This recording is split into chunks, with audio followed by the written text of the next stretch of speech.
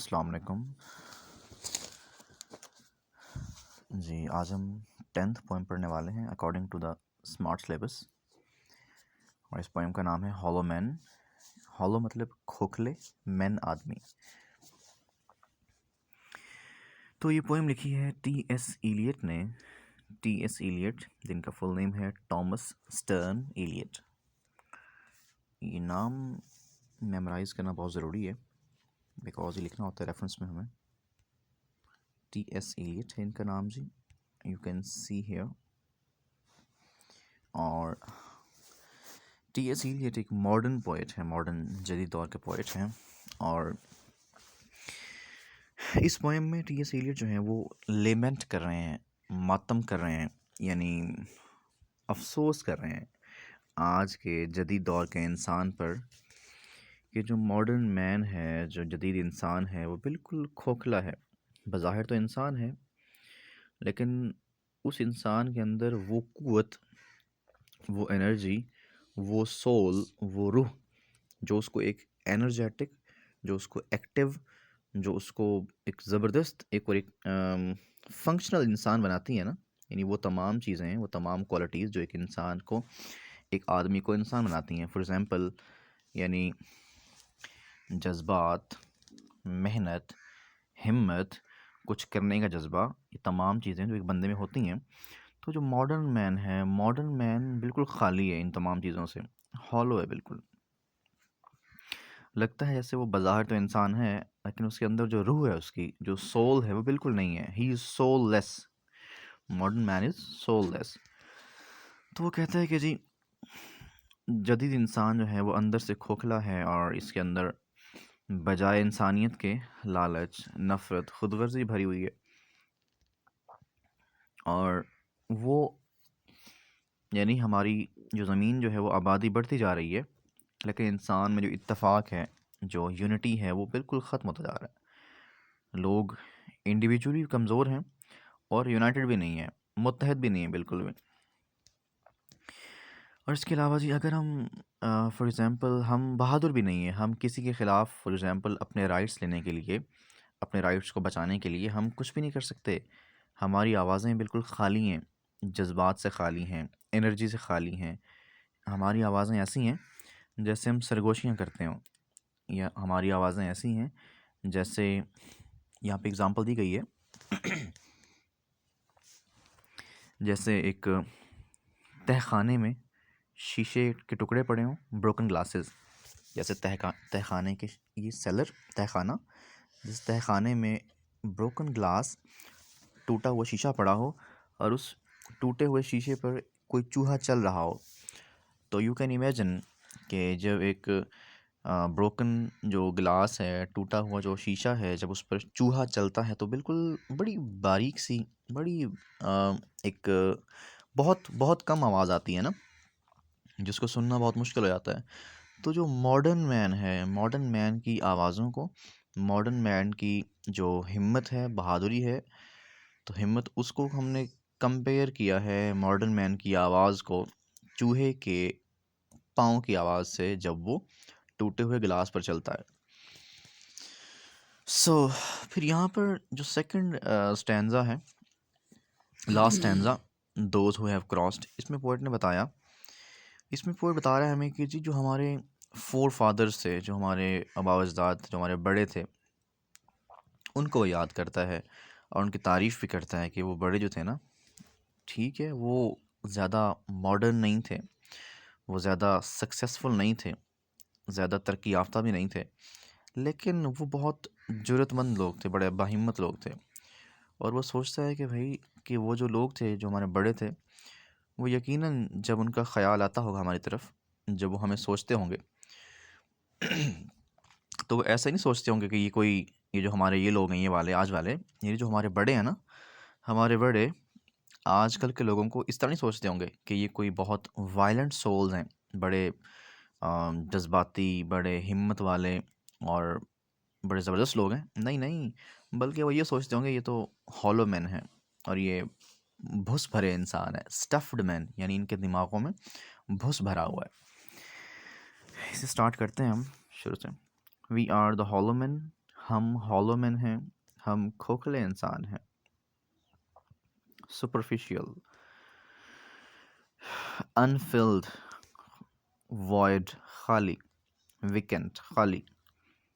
यानी वो जो क्वालिटीज़ हैं जो एक आम नॉर्मल इंसान में होती हैं ना, यानी मेहनत की, बंदा मेहनती है, डिलिजेंट है, एक्टिव है, स्ट्रॉन्ग है, करेजियस है, ठीक है, उसमें इंसानियत है। ये तमाम जो क्वालिटीज़ हैं वो हम में नहीं है ना, तो हम में नहीं है तो फिर हम क्या हैं? हॉलो मैन है, खाली इंसान है, खोखले हैं।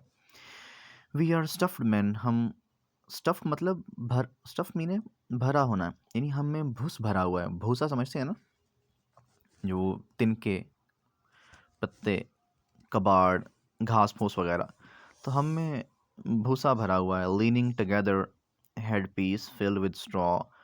लीनिंग टुगेदर, हम में इतनी ताकत नहीं है कि हम खुद से खड़े हो जाएं, यानी हम बिल्कुल इंडिपेंडेंट नहीं है, हम आज़ाद नहीं है, बल्कि लीनिंग टुगेदर, हम आपस में औरों का या एक दूसरे का सहारा लिए हुए हैं। Headpiece filled with straw, alas. Alas यहाँ पे इंटरजेक्शन है, यानी वो वर्ड्स होते हैं इंटरेक्शन जो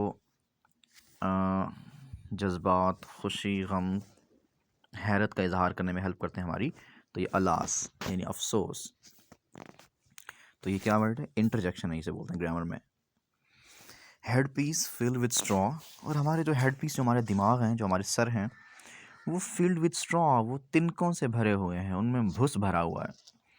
आवर ड्राइड वॉइसेस, जो हमारी वॉइसेस हैं, जो हमारी आवाज़ें हैं, वो कैसी हैं जी? ड्राइड हैं, खोखली हैं, बेजान सी आवाज़ें हैं।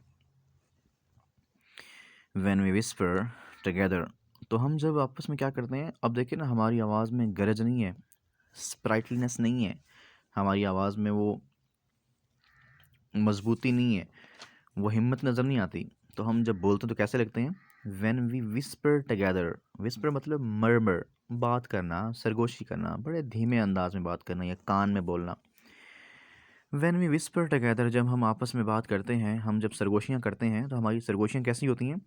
आर क्वाइट, वो बिल्कुल खामोश सी हैं, हमारी सरगोशियाँ बिल्कुल खामोश सी हैं। एंड मीनिंगलेस, और बिल्कुल मैनी हैं, बेवुकत हैं, बेफ़ायदा हैं, यूज़लेस हैं, वर्थलेस हैं, हॉलो हैं, फ्यूटाइल हैं। हमारे जो, यानी हम जब बात करते हैं ना, फॉर एग्ज़ाम्पल हमें अपनी बात पहुंचानी है, हमें अपना हक मांगना है, तो हमारी जो बातें हैं वो बिल्कुल कैसी हैं जी? जैसे हम विस्पर कर रहे हों, यानी हमारी आवाज़ में वो हिम्मत नहीं है, पैशन नहीं है, कुछ करने का जज्बा नहीं है। और फिर कहते हैं हमारी आवाज़ कैसे है? As wind in dry grass, जैसे खुश्क घास के ऊपर से हवा गुजर रही हो, तो वो जो रसलिंग की साउंड पैदा होती है ना, सरसराहट पैदा होती है, हमारी आवाज़ बिल्कुल वैसे ही है, जिसे कोई नहीं सुनता। और रैट्स फीट और ब्रोकन ग्लास, या फिर जैसे रैट्स फीट, जैसे चूहे के पाँव, ओवर ब्रोकन ग्लास, टूटे हुए शीशे पर। शीशा कहाँ पड़ा है जी? इन आवर ड्राई सेलर, हमारे ड्राई सेलर, हमारे तन्हा, हमारे खाली तहखानों में। सेलर मतलब तहखाना, जो अंडरग्राउंड रूम होता है ना, उसे बोलते हैं। तो जी हमारी आवाज़ें कैसी हैं? हमारी आवाज़ें ड्राइड हैं, बिल्कुल खुश्क हैं, मतलब खाली हैं, खोखली हैं।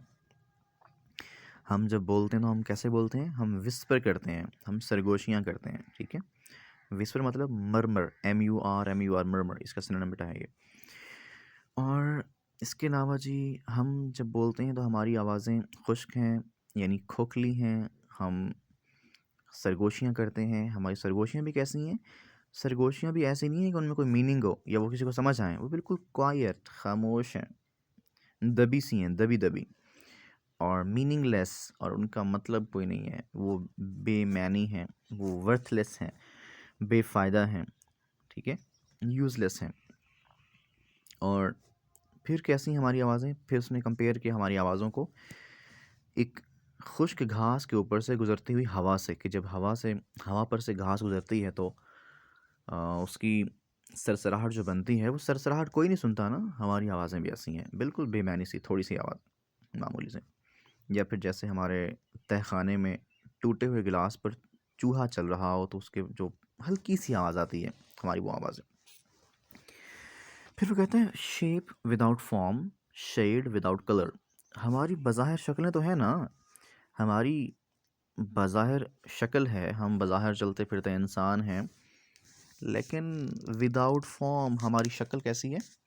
विदाउट फॉर्म, यानी वो अंदर से कोई शक्ल नहीं है, बज़ाहिर हमारी शक्लें हैं। हम नेचुरली, हम इंटरनली हमारे पास वो हिम्मत, वो जो हम बड़े इंसान लगते हैं बाहर से, अंदर से ऐसा कुछ भी नहीं है। हम अंदर से बिल्कुल बेढंगे से हैं, विदाउट फॉर्म, बेढंगे से हैं हम। शेप मतलब फॉर्म, प्रोफाइल।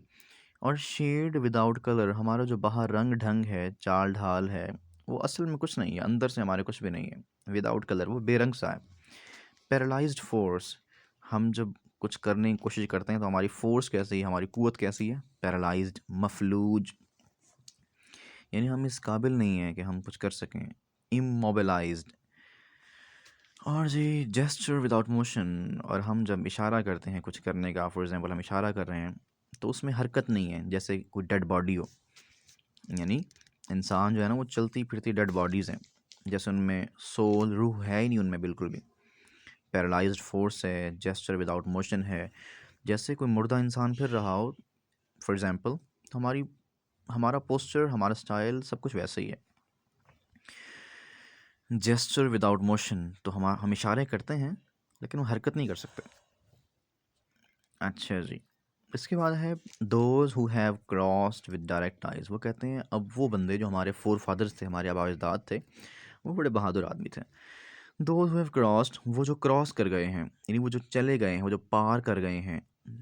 कहाँ पार कर गए हैं जी?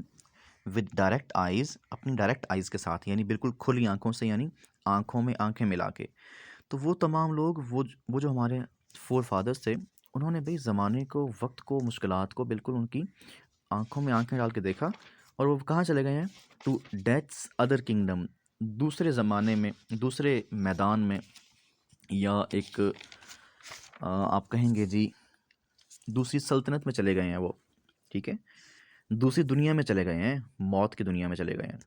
तो वो कैसे हैं?